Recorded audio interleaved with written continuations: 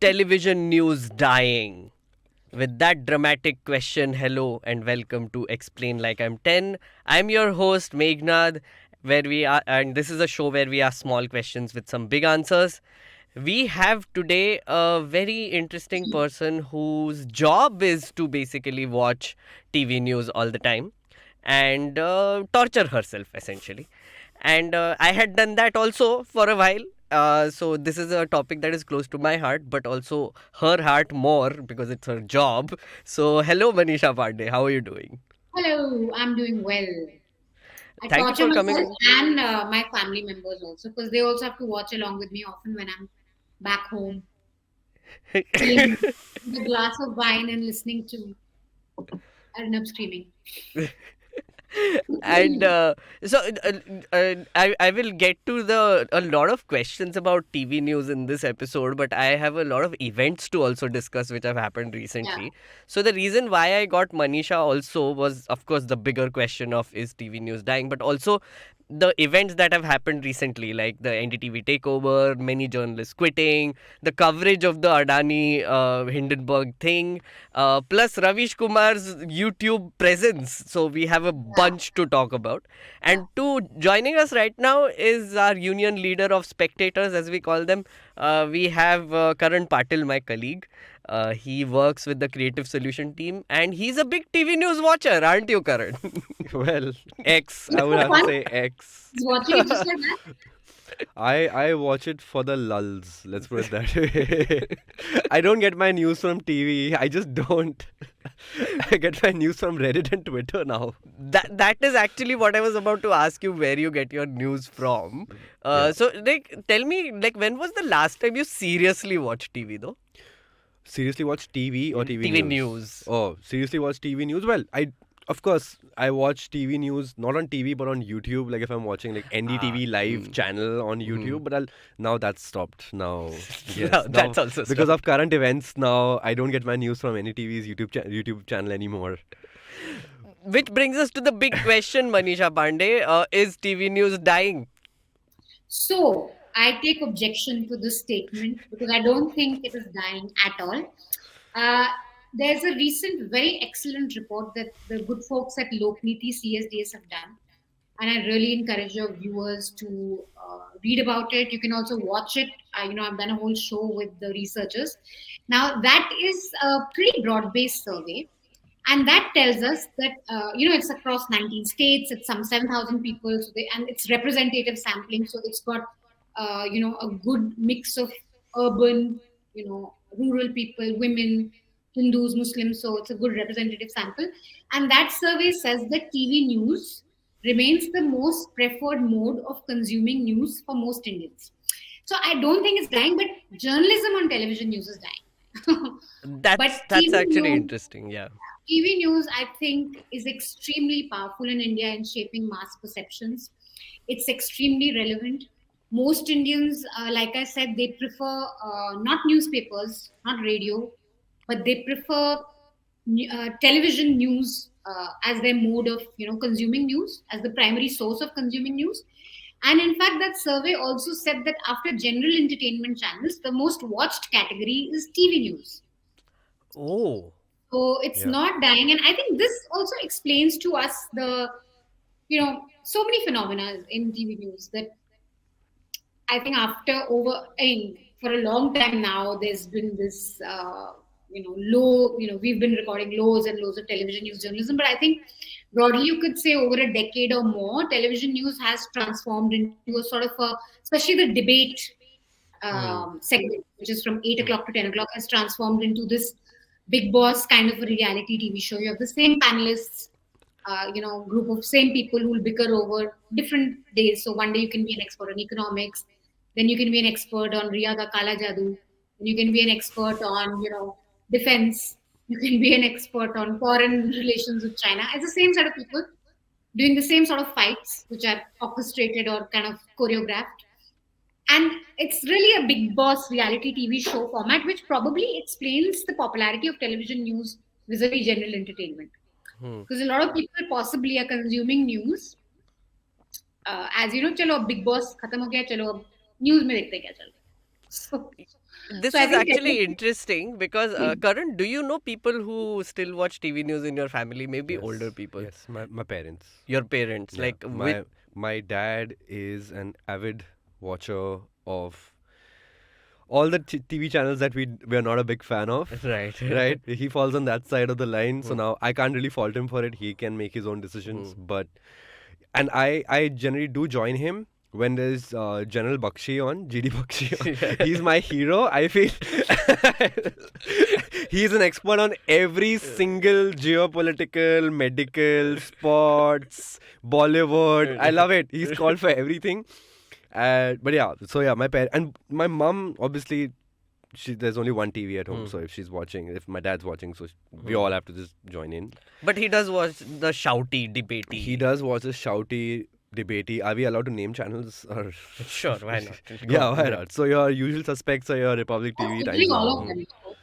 Yeah. Now at this point, every English channel is now on that side of the fence. So Yeah. now, yeah, but Republic TV number one. But English or Hindi? Does he watch Hindi? English. Oh, he English. watches He English. watches He English, watches and English. because we're Maharashtrian, so he also watches Marathi news more for like local news and stuff like that. So. Is that also ABP like Mazha, yeah. similarly shouty?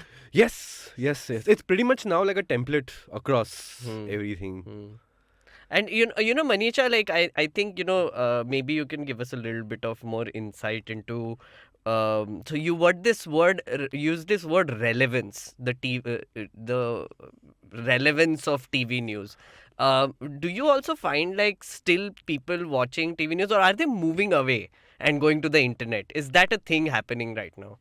I think possibly younger people are like, watching it on YouTube or consuming it on WhatsApp or Facebook. So possibly younger people are moving to the internet, but they're still consuming news channels. I think the format still remains pretty much. And like I said, I mean, I think in India at least, television news remains still one of the foremost ways in which, especially when there's a big event, so it's a budget. If there's an earthquake, if there's an accident, if there's a big story happening in the country, so your natural instinct is going to be, let's see what are the channels saying. That I think is a traditional habit. It is set in, and I think it's possibly changing a little bit with younger people who prefer, and especially maybe an urban younger audience. So if this whole Hindenburg Adani thing is happening, you wouldn't find it across being debated or discussed on television news channels. So they prefer, say, a YouTube influencer, a finfluencer, as they call them, I think. Yeah. Or if the budget has come out, maybe you want to go on Facebook's Instagram and just see the brief points rather than avoiding the noise of the news channel. So maybe that is a trend which we'll see crystallize over the next 10 years. But I think as of today, I don't think there's any match for the hold the television news has, the reach that television news has for most Indians. So like reach wise, I would say so. Like remember when we went to say West Bengal, right? Like when we were traveling around in these small villages, like election coverage, etc. You remember that point, no, where we were actually asking people ki kya dekhte ho, TV dekhte ho, etc. And some people actually recognized you, which I was very surprised by. Like that, like A, you do a show in English. B, like you're on YouTube. Yeah, It's a very strange place to find a nuisance watcher. I would say, I would put it that way. I mean, sure, there was one guy out of a village of 500, but there was that one person. Do you think that is happening more? Because you also traveled to, like right now, Himachal Pradesh. You went to cover in Gujarat. What was the scene there? Did you find the same thing happening? Was it more? More and more I do, especially with younger people. And there's one interesting, this is just anecdotal, but I see that a lot of people who come to me who watch TV nuisance, they're young people. I mean, of course, a lot of them are, and some of them don't watch the show. They just say, "Maine aapka reel dekha." So they are not even, they're stuck in that reel universe. And then I may pop up as just one reel because we've started doing YouTube shorts, so we do a reel. They'll just say, "Aap wo jo reel banati ho." मैं reel देखना बहुत funny है. So there's no understanding if there's a show or there's a Newslaundry.com platform. It's just reels. So that's one set. Then there are of course dedicated watchers. I would say people who critically look at news. Interesting thing, and this correlates against to the CSDS report that I was talking to at the beginning, the Loki thing. A lot of people happen to be young Muslims. Hmm. And that is because when you look at television news today, I think nightly prime time, Muslims are at the heart of every news debate, right? It's Hmm. why are they making so many babies? Why are they doing this jihad or that jihad? Or, some or the other conspiracy theory. They're at the center of a lot of unfortunate rumor mongering, unfortunate hateful propaganda that we see on television news. So I think that community especially feels targeted by television news. And so a lot of people I meet abroad, Muslim who say, "Oh, we watch you and thank you for saying this, or thank you for showing the truth." And the CSDS report also says that there's a huge difference between the Hindu and Muslim community when it comes to consuming news. Hindus tend to have more trust on news, and Hmm. Muslims tend to trust news less. So that is Interesting. anecdotally, I see this as a pattern sometimes that often I find a Muslim gentleman or a lady who will Hmm. come up and say, thanks for doing that show on Shaheen Bagh, Hmm. saying that we are not ISIS or whatever. Not ISIS, Hmm. sorry, ISI. Hmm. Or, basically thank you for fighting the hateful propaganda that we are subjected to every night. So that kind of reactions I do get a lot, which is So a the very odd. sad testament to what's happening on television news. That's very true, and it's actually interesting, right, Karan? Where like the segmenting is happening in news consumption now, which is like, as she said, like the majority community actually trusts news more than the minority community, because obviously the hate is going towards Yeah, them, yeah. right? So like I just want to ask from your experience also, let's say when you watch a TV news, I mean you're watching it maybe ironically, what does it make you feel otherwise? Like, does it make you angry? What happens there? Stress. It's Stress. stress, but like not like the kind of stress that's like it's affecting me too. But it's just that the shouty nature of the debates, Hmm. also the kind of topics that they choose, it's always kind of geared towards, I like, in my mind news is supposed to be right down the middle, right? You're Hmm. not taking sides or whatever, but here you have your biases so blatantly put forward. Hmm. And you have these certain anchors who kind of are directing the conversation towards a certain side, Hmm. Hmm. and there's only one dude who's kind of talking from the other side, and he's going to get ganged up upon by everybody. And it's just sad to see that. And then it's even sadder to see that people, especially the elder guy who's sitting next to me, Yeah. he's enjoying it, and enjoying it to the extent like he's consuming it. Hmm. He's consuming it. It's his entertainment, or it's his information, that it's information that's coming to him, and he's receptive to it. Hmm. Hmm. Hmm. So obviously it's going to affect him also. And Hmm. we have a lot of these arguments, not arguments, but like debates over dinner Hmm. after having watched it, and we're like, you need to kind of see it from both sides, right? Hmm. So that those kind of debates also happen. Hmm.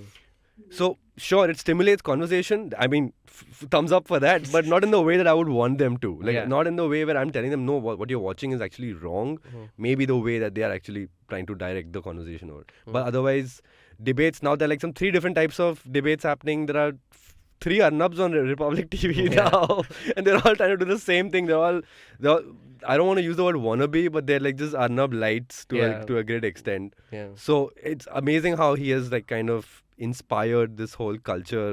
Template बनाया उसने basically. Template, exactly. हाँ, template बनाया. You know, it's so I was talking to my dad. My dad used to watch a lot of these as well channels. But then he started watching NDTV suddenly, and I was like, क्या हो गया? What changed, right? And he's like, what you said, right? Which is like stress होता है. Yeah. And he's like, I'm trying to reduce stress in my life, so I Yeah. mean NDTV just seems more calmer, and like Yeah. at least news there, whatever. But he was a big fan of these channels as well. Mm. I know a lot of relatives who still obviously watch it. But Manisha, like I want to talk to you about that whole NDTV situation a little bit also. Um, what were your thoughts? When NDTV got acquired first? So I think you've also done an episode on this, and we've reported on this for a while. There was a vulnerability in NDTV wherein they owed huge amount of money to Reliance, Hmm. and that could companies linked to Reliance, and that could at any point be turned into equity, and that so the vulnerability of NDTV to a big corporate house was not new, and it was known to most of us.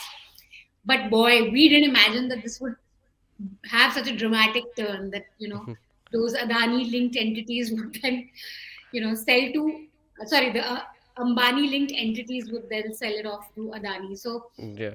I think we were really, I was just in awe of wow. And, just this week, Monday, 9 p.m., I switched on NDTV India, and their anchor was doing a report on Ram Mandir.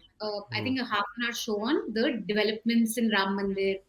Um, how is it progressing? Talking to the pundits there, talking to the workers there, JSR Ram and all that.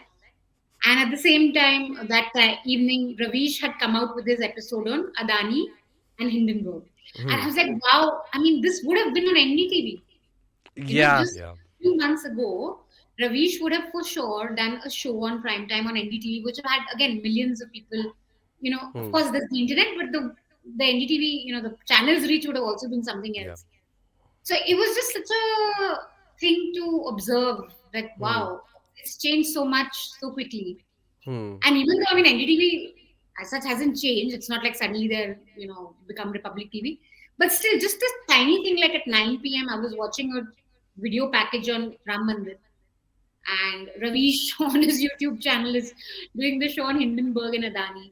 I think that says everything that we can say about television news today and the times to come. In the run up to 2024, you look at all the Hindi news channels that have major reach. Forget English. English is not, it's not watched that much. It's very small. It's just that important people may watch English, so they can set the narrative sometimes. But the mass reaches Hindi news channels. You count all of them. Look at their 9 p.m. programming. Look at the anchors. Look at the shows or the topics they pick up. And you realize that there's going to be no opposition in television news, at least, or no questioning at all of the center. And that's really remarkable. I mean, that's really something to think of. And I mean, when that happened, the NDTV thing, and I also did a show with Krishna Kaushik for ELI 10 as well, where he explained the whole thing, in a very simple way. He told, and it is quite mind blowing. It's very complex how this whole thing happened. Like, to understand it, it took me a while.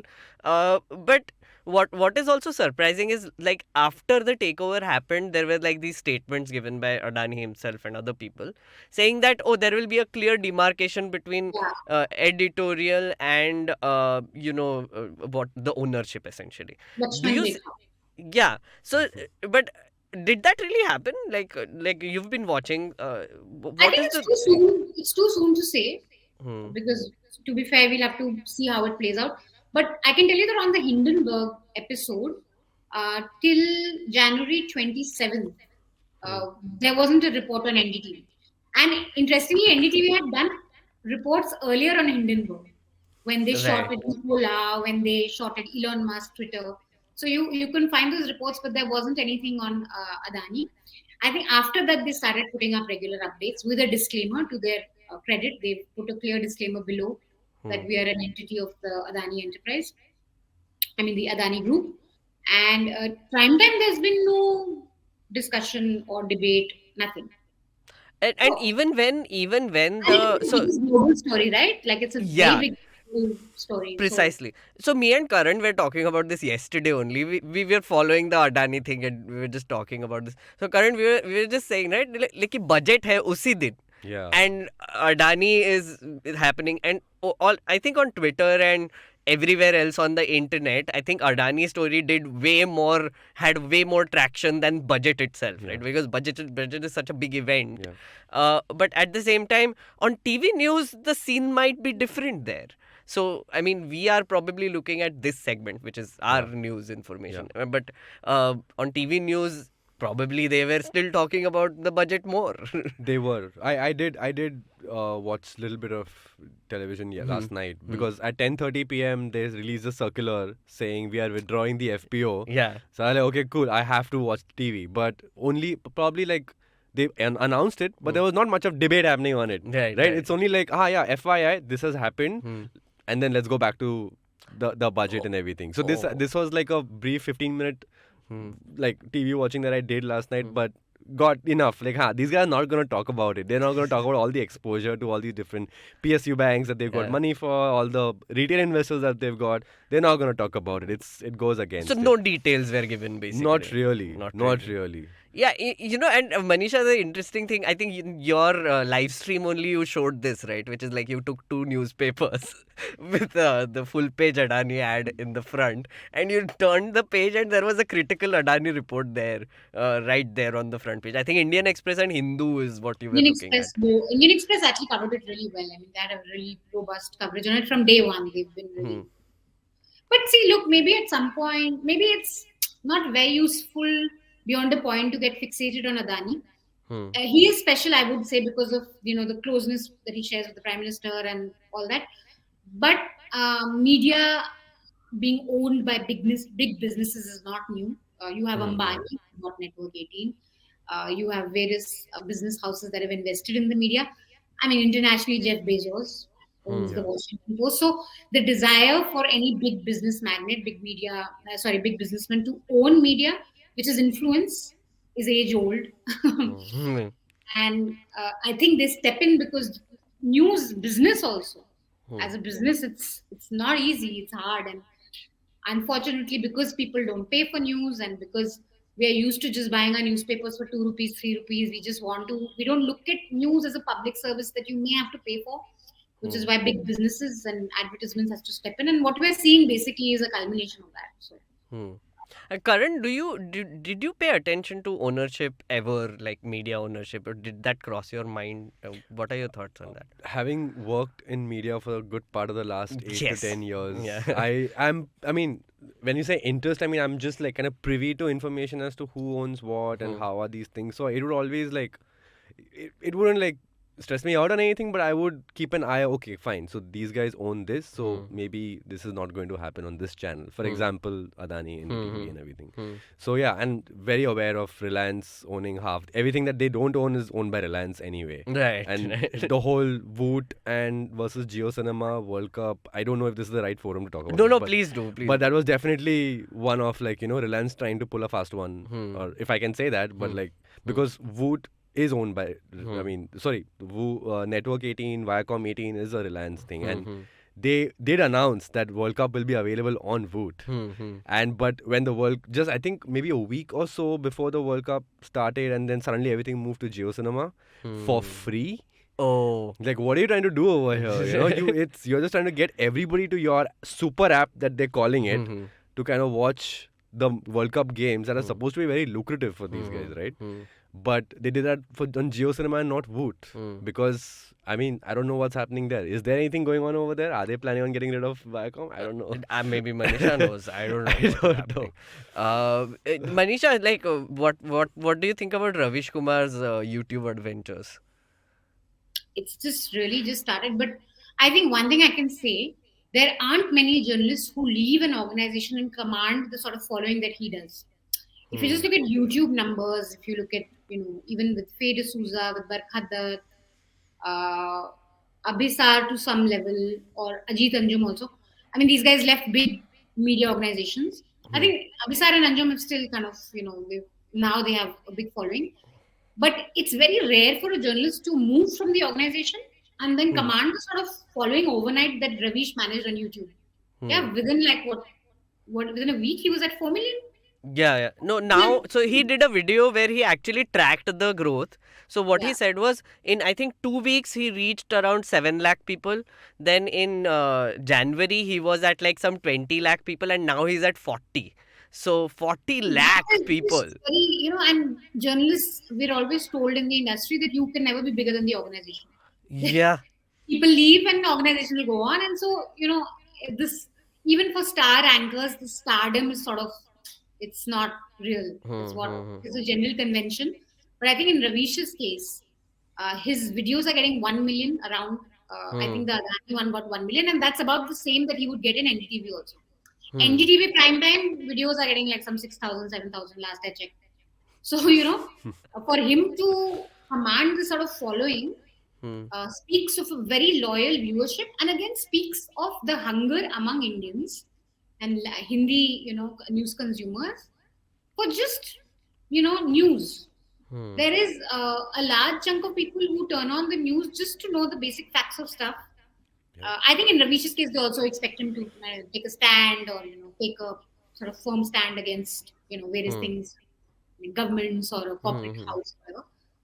But there is a substantial audience out there that appreciates truth to power kind of journalism, and also that wants something more than news debates. This is probably the same reason also why like a Sudhir Chaudhary is also pretty popular and a Rajat Sharma is also very popular, because they don't debate. The quality of their news programming aside, they are just engaged in a one-on-one dialogue with their audience, and they take them through the news of the day. So there is immense hunger amongst people for just news, I think, and not shouty debates where you can't, honestly, you turn the TV on, you can't understand. Yeah. I just want to know कि आज क्या हुआ, तो मुझे तो पता ही नहीं चलेगा किसी भी चैनल में Yeah. आज headlines क्या थी, like हुआ क्या देश में. You won't get to know. And all the headline shows are like now like fast 100, like quick like 100 lines of what is happening, and then they go back to the I think debate that format. a lot of people still tune into, because in like 2 minutes you can get a wrap of everything that's happened in the country.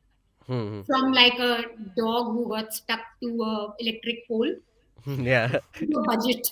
I mean, it can be as wide as that. Those 200 bulletins are like Mars में कुछ हो रहा है, देश में कुछ हो रहा है, all together. But I think that still fulfills the need of the audience to get a basic sense कि okay हाँ आज क्या हुआ, let's just tune in, आज पता चल जाएगा क्या हुआ. Debates you tune in, you'll have no understanding by the 1 hour of it finishing of what really happened. You won't even understand what they were fighting about. Forget like news. Yeah.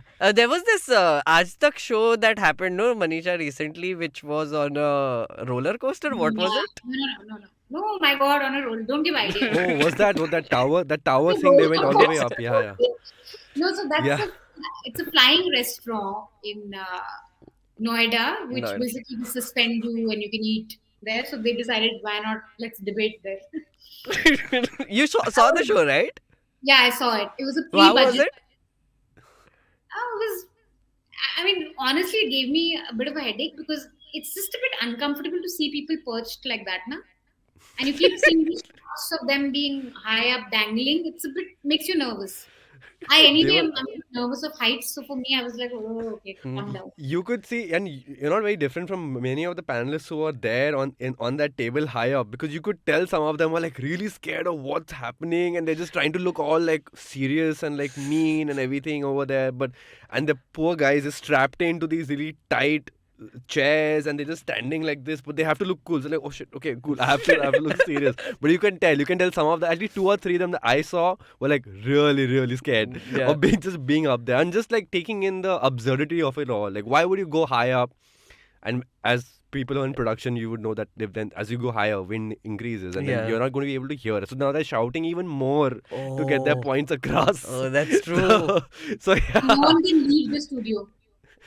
Yeah. Like everyone, so like I saw like so many comments ki अरे इनको सुसु आया तो क्या होगा like in the duration में क्या करेंगे, so it's like nuts. But like why, who took this decision, why did this happen?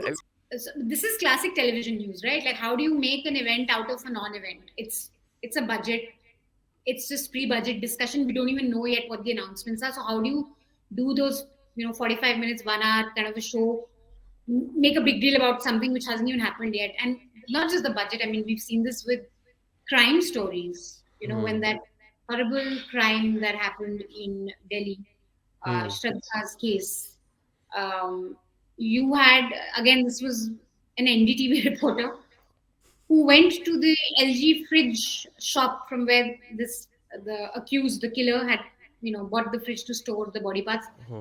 And he's asking him कि अच्छा इसमें storage space अच्छा खोल के दिखाइए, अच्छा वो आपसे खरीदने आया था तो कैसा लग रहा था?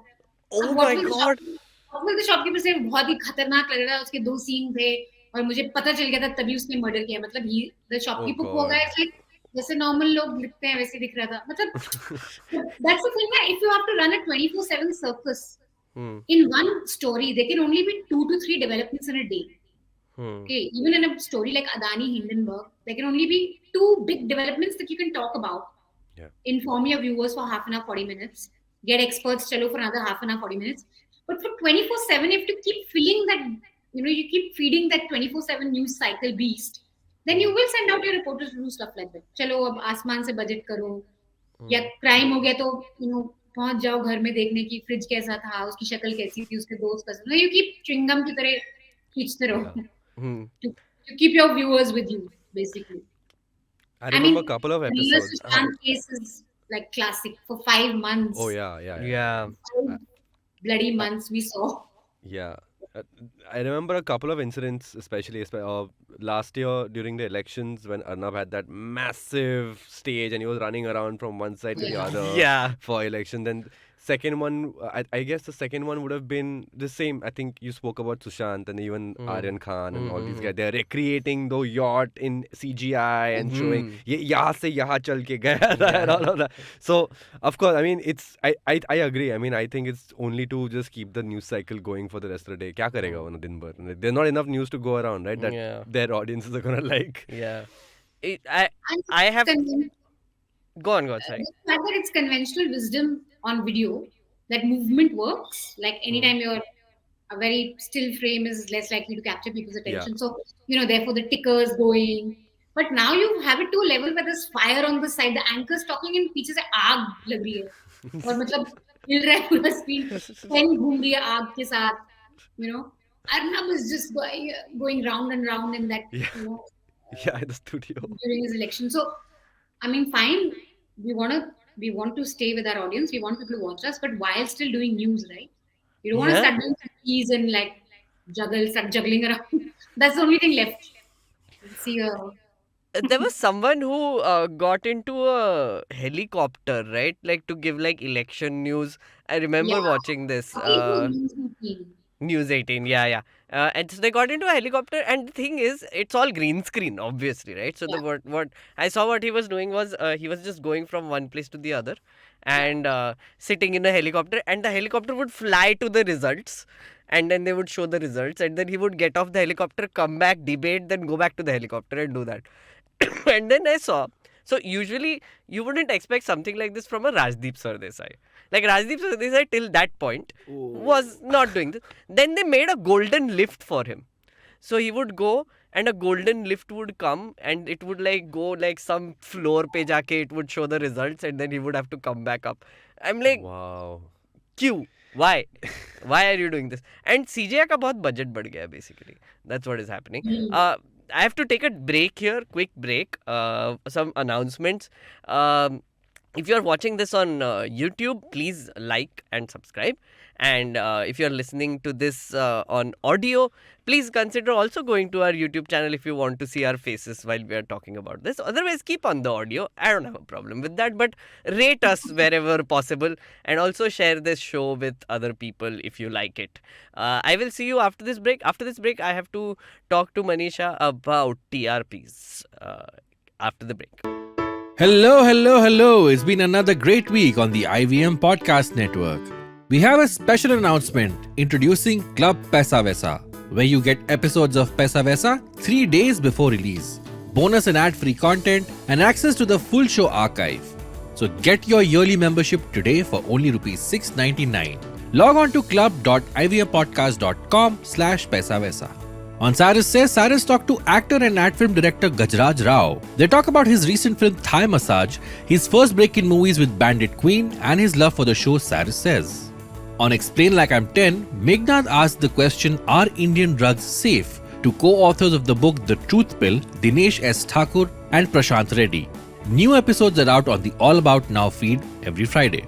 On Pop Rap, Antariksh and Snehil review Shah Rukh Khan, Deepika Padukone and John Abraham starrer Pathaan. New episodes of Pop Rap are out every Friday on the IVM Pop feed. And on Just a Filmy Game Show, Antariksh hosts stand-up comedians Rohan Joshi and Sahil Shah. Tune into this episode to know who won the game. New episodes are out on the IVM Pop feed every Saturday. And once again, don't forget to visit our merch store on ivmpodcasts.com. We have some exciting stuff for you over there. Please check it out. Follow us on social media. We are IVM Podcasts on Twitter, Facebook, Instagram and LinkedIn. If you like our shows, please spread the word, tell your friends about it, and don't forget to rate and review us wherever you're listening. You'll also find our shows on youtube.com/IVM Podcasts. And finally, we would like to thank our sponsors this week, Yono SBI, Capgemini, and HDFC Mutual Fund. Thank you for making this possible. Hello and welcome back to Explain Like I'm 10, where I am joined by Manisha Pande, who watches news all day, all night, and I'm also the executive does editor at Newslaundry, yeah. Don't make it uh sound रहा like हूँ legal. आ रहा हूँ At least I didn't call you a real lady, okay?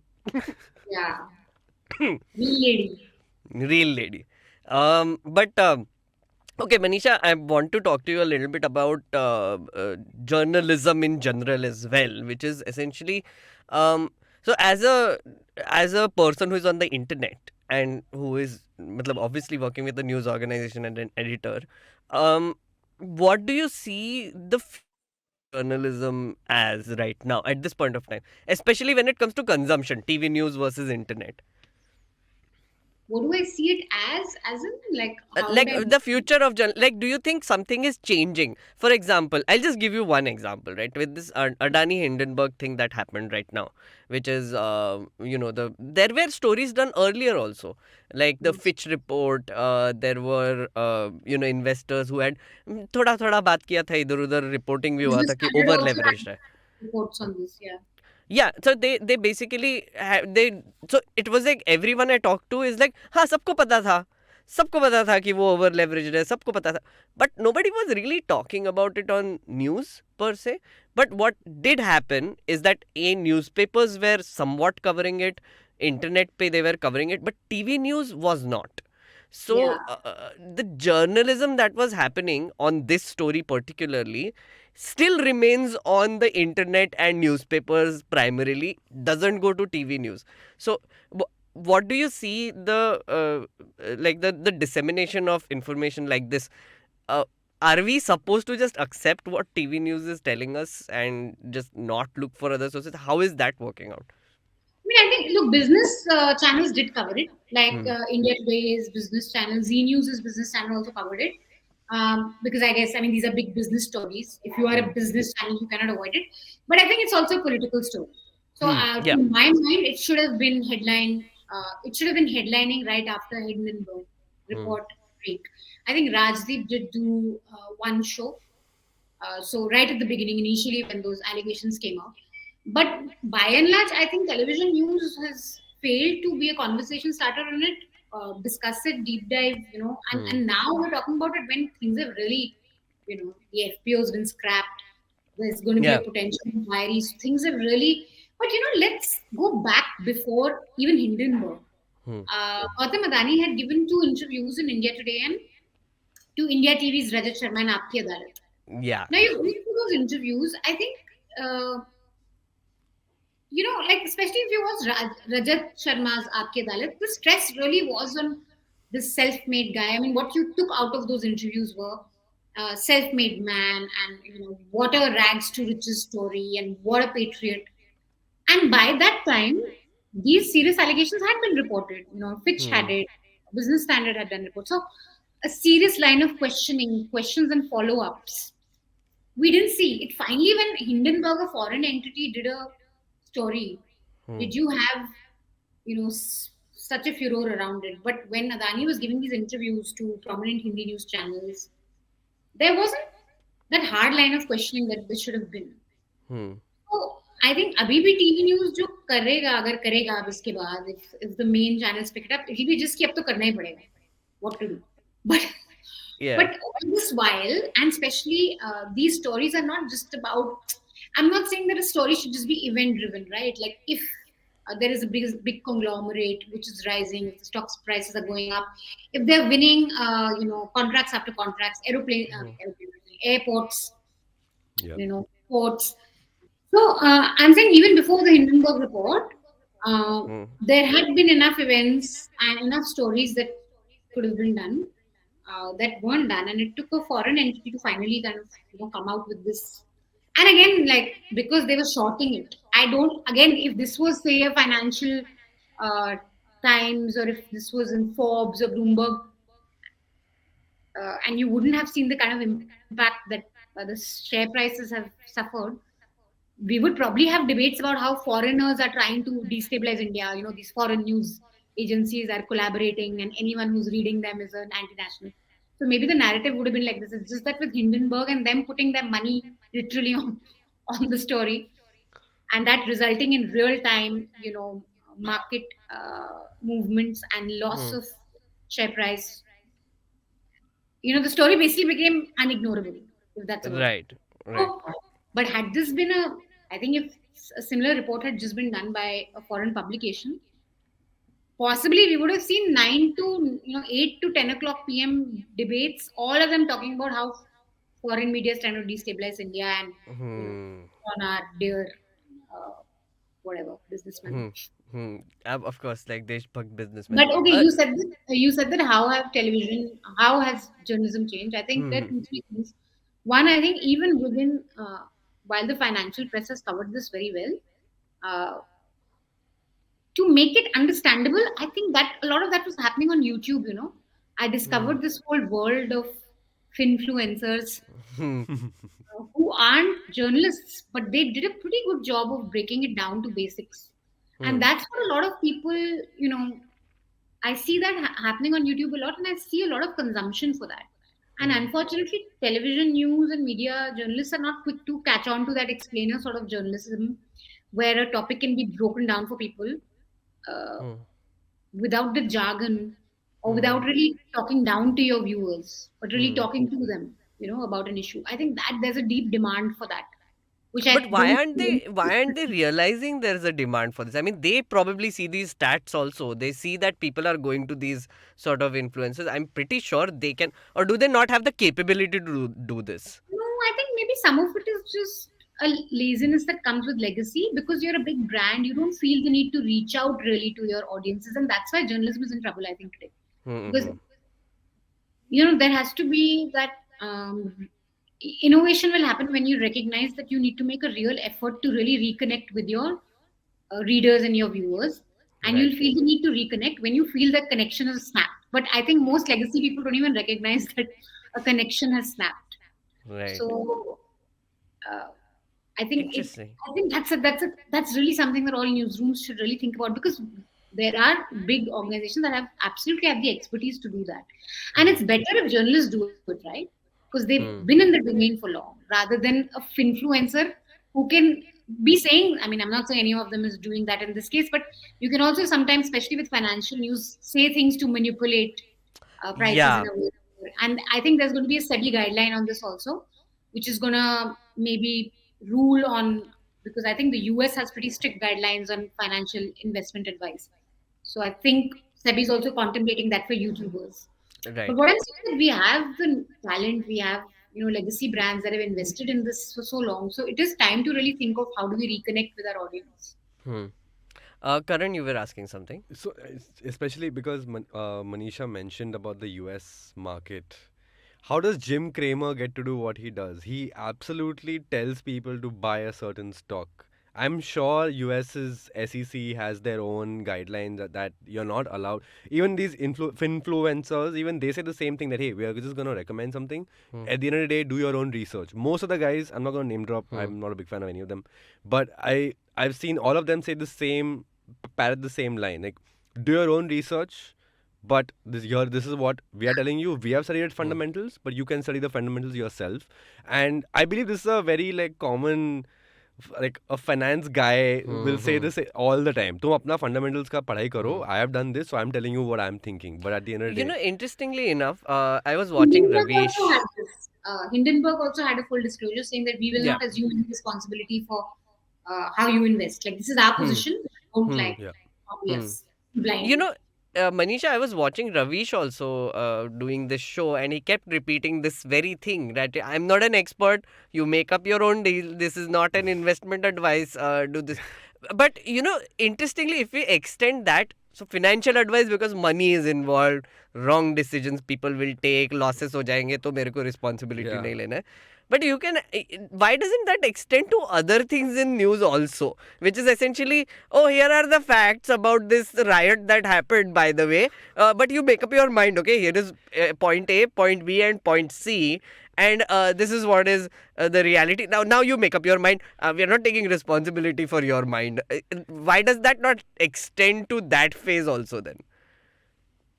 Yeah, and I think, I mean, that is good old reporting, but I think also when we are reporting, especially when you're doing, reporting on politics, now it comes with an assumption that, and maybe both, we really have to think of this as people in the industry as what has happened for this to, for it to come to this pass. Because automatically people assume now that if you're critiquing someone in power, if you're critiquing the BJP government at the center, or I don't know, AAP government in Punjab, necessarily as a journalist, you want people to not to vote for them.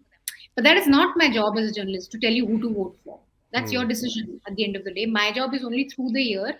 I can give you credible information based on facts, based on ground reporting, based on documents, based on hard rigor of reporting on the governance aspect of anyone in power, and give you facts on what has happened and what hasn't happened. And then my job is not to influence you into liking a leader, not liking. And I think that has also kind of broken. People instantly assume that maybe you're against the party if you're saying something. Yeah. In fact, Vivek Kaul's piece we put yesterday, where he's basically explaining the tax, old tax versus new tax. There's so many comments ki, why can't you be happy? What's wrong? Yeah. Why he's not happy or unhappy. He's simply explaining. Yeah. I mean, he's not saying कि निर्मला जी ने अच्छा किया बुरा किया. He's just simply saying कि ये changes हैं, and these are the things to look at. Yeah. So it's got so skewed from both sides that people feel कि if you're necessarily not even critiquing, I would say just sometimes just looking at something more deeply. It's with a purpose. And I think that very successfully television channels have played a huge role in it. They're constantly telling us at prime time that anyone who questions an anti-national, there's an ulterior motive. If you demand such and such answers, then you are, Saboot gang or whatever. So television news has played a huge role also for news consumers to have this skewed sort of expectation. Basically, killing critical thinking, essentially, is what this is. I want to come to the TRP part of this a little bit. Just basically tell our viewers how TRPs work now. Like, Manisha, if you can give us like a quick overview of it. So TRPs are television rating points, and in India right now we have one entity, BARC, which is responsible for calculating TRPs, which is basically it in very simple terms. It tells you who's watching what and for how long. And based on this metric, advertisers place their money. So if I find out through TRPs that from 8 to 10 o'clock, most people watch Rajat Sharma's news show, as a brand that wants to reach out to maximum number of people, I will place my ads on Rajat Sharma's shows. And then there are various segments in it. Maybe I want to reach out to South Delhi, posh crowd, so I'll choose an English channel. Maybe I want to reach masses, so I'll place place my ad on a Hindi show which has wider reach. So, and different metric. Maybe I want to reach young people. So there's a different metric to how many people, between 18 to 22, what are they watching? So there are different ways in which advertisers can reach the target audience, and this is measured through TRP through BARC. And there's been a lot of controversy around it because there have been allegations of fixing this, that you can pay and tamper with the monitoring system. So typically how it's done is there's a barometer put in your television, and there are say about 40,000 televisions like this all over the country, and you monitor these televisions, seeing what people are watching. Now, there have been allegations that you can pay these households. So if I'm a television channel, I can say, hey, take my money and now you watch my channel 24/7. So mera TRP ho jayega. So it's mired in controversy, and it was suspended also, right? Like for a bit. Suspended for a while. It's back again. It's the only system we have now. So the only thing that determines. But I think because this race for TRPs, because being number one on this TRP metric means advertisers News channels have solely made it their, the only thing that they need to think about is getting on those TRPs, not public interest. So if classic example, I think, was TV9 Bharatvarsh, which reached the number one spot by showing a nuclear, you know, war every day on the, the Yeah. Ukraine-Russia war was happening, and for almost like 2 months they ran tickers on how the world is coming to an end, bombs dropping, video game kind of a feel. The typical understanding also is that television news is mostly watched by men. Women are less likely to watch news. So you will see always content also skewed towards catering to the male sort of taste, you can call it. So like video gamey, shouty matches, bombs dropping, violence, which can appeal to sort of a masculine audience. And that's it. And so this race for TRP is basically, I think you can really blame it for. Yeah. For the state of television news. And every channel has it. So general entertainment also has TRPs, like a Sony TV and all these also. And the trouble, I think, is that news has started competing with the general entertainment channels. That we don't want TRPs while being a news channel. Let's compete with Sony. Can we beat their numbers with, the big With the boss drama. shows, with the Yeah. drama that we can put on the side. Yeah. And I think that has happened very rarely in television news history. One time, I think, where television news TRPs beat entertainment was when Abhinandan Vartman was coming back. But that's a big event. So I Big get event, that yeah. most people in India would have tuned. Right. Karan, so I have an ethical question which I'll ask you first, then Manisha. Should advertisers be held responsible for the content that they are paying for? Because this is a big thing in TV news, right? Which is if you're showing like divisive content or hateful content or content that is creating divisions in society, clearly, yeah. which you also have seen. Should the advertisers that are putting ads on those channels be held responsible for it? I'm on the same side of this as the Twitter argument, similar to the Twitter, because Elon was really, like he was troubled by the fact that there are no advertisers coming because there's no moderation happening. The thing is, similarly over here, if I'm an advertiser, I'm paying a XYZ channel to put my ads between them talking about how, for example, the Muslim topic every time, and they're constantly berating them or saying something like that. I am seen by a layman as someone who is supporting this channel in propagating their views to the viewers that they are. In that sense, I would say there is an ethical dilemma over here. So because my company directly or indirectly may not be responsible for anything that's happening. I might be selling pens, but my pen is being associated with that topic where, you know what, these guys are supporting that channel by giving them money. But does that thought really go through people's head when they see these ads in between? That's a question, no? Yeah, I mean... Now, I don't know. Yeah. I mean, I don't think so. I think me coming, again, because I work here, because I work in entertainment, I work in... not news, but I have a certain perspective about these things. For most people, I believe when the debate break starts, it's a compartmentalized thing where अच्छा ठीक है अभी ads देखो. Again, ads are over now. Regular programming. I mean, ad भी नहीं देखते, phone देखते हैं Yeah, उस time yeah. पे. Like ad. But Manisha, what is your view on this? Like, should advertisers be held responsible for what they? So in responsible democracies, I do think it's not a question of taste, yeah. Like, so if I don't like a news channel, it's fine. We have accepted that most news anchors are going to be hyper partisan. That's also fine. I think that's just the way it is now. But when a news channel actively spreads misinformation, targets minorities, makes up things like Thuk Jihad, which is the conspiracy theory that Muslims are spitting into your food because they want to contaminate it. When you have such ugly programming, I do think you really need to ask hard questions of advertisers as to why are you putting in money into this show, because you're sponsoring it, right? And when say an Amul advertises with a Sudarshan News, whose job, I mean, for day in and day out is just spread hate. Just, talk about UPSC jihad. This is basically that Muslims are preparing for IELTS. I mean, that's jihad. Yeah. So if you see a brand like that associate itself with something so vile and hateful, you need to ask them, because Amul, remember, or let's not just talk about Amul, but any brand makes their money through consumers, which are Hindu, Muslim, Sikh, Isai, whatever. Everyone eats butter, everyone buys shoes, everyone buys whatever. You're making money of consumers of all faiths, of all gender, of all creed.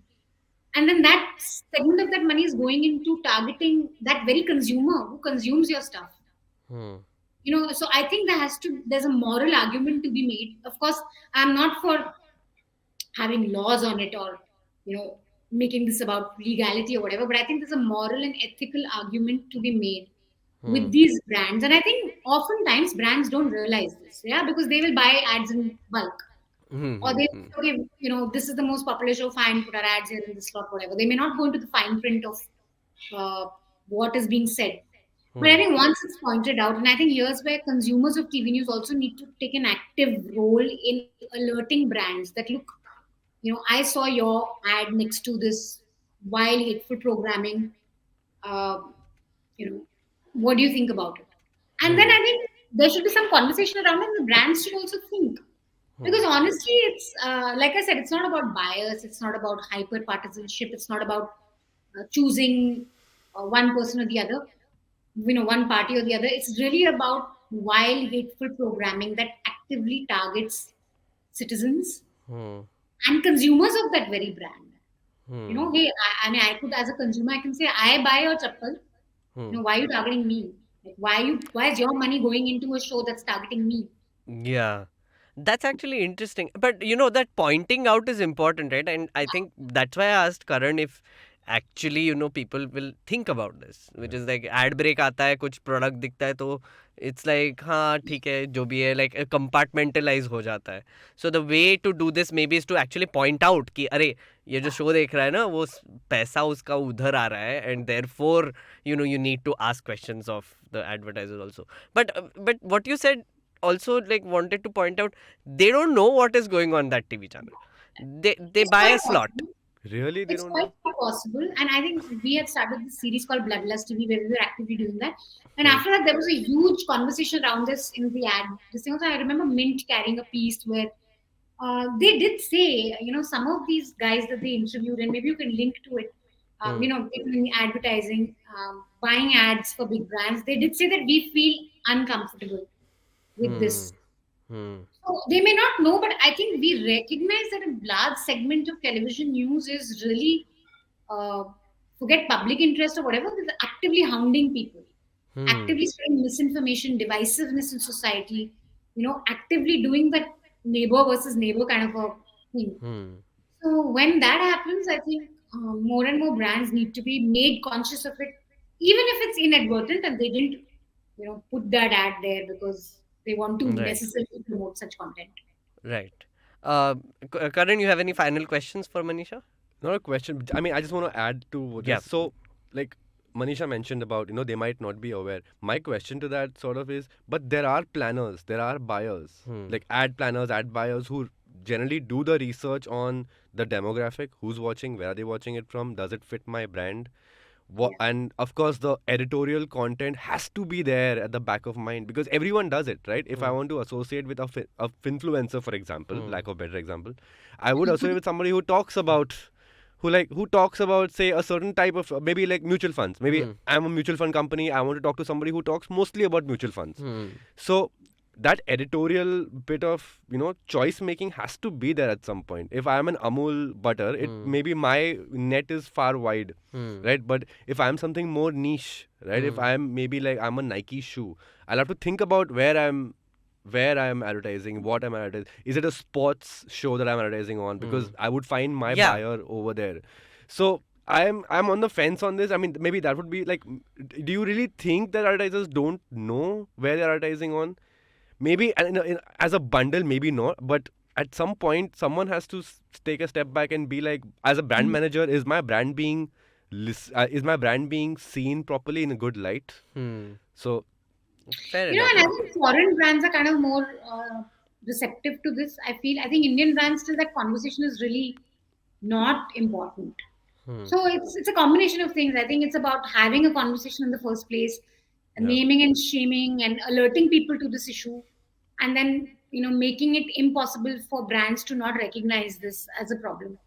It's a combination of things, but I think in India it's at a very nascent stage, the whole conversation around it. Right. Whether they know or not know, I really can't tell. I mean, Yeah. People always say possible vote that with they- your wallet, right? They always say vote with your wallet. If you don't like it, don't buy it. But then again, then the ethical thing comes by then. Do we really then how can we make it a conversation that it doesn't happen again, or how can we reduce it just by not buying? It's not going to help. They'll find their buyers somewhere else. But unless, like Manisha said, unless you call it out, unless you give them that shame, right? Then it's not gonna. Otherwise, I don't think personally that just voting with your wallet is enough. I don't know how you guys feel about that. I think like I've had this question. We've had debates on this, Manisha, and I also wrote a few pieces for Bloodlust TV. I was tortured by what I was watching. Also,